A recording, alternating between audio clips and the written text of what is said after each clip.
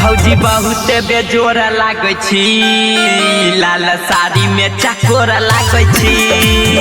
भौजी बहुत बेजोर लागै छी, लाल साड़ी में चकोर लागै छी।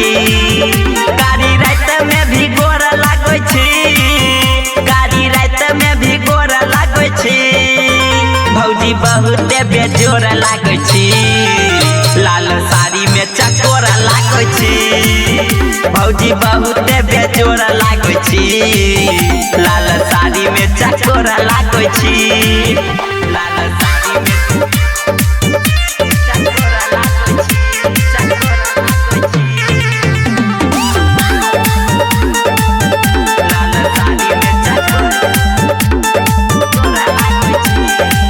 लागै छी परी देखू हर घड़ी, मन करैया नजरबे में रही।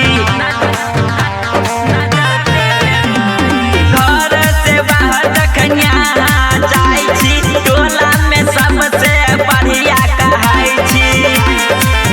दूध जेना यहाँ गोर लागै छी, चांद जेना तो ई जोर लागै छी। भौजी बहुत बेजोर लागै छी, लाल साड़ी में चकोर लागै छी। भौजी बहुत बेजोर लागै छी, लाल साड़ी में चकोर लागै छी। लाल साड़ी में चकोर लागै छी, चकोर लागै छी।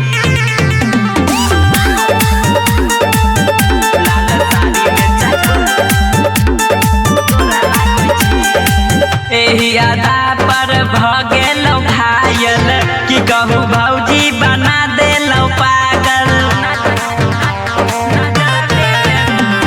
कहू न किया इनकार करै छी, देवर से अपना नहीं प्यार करै छी।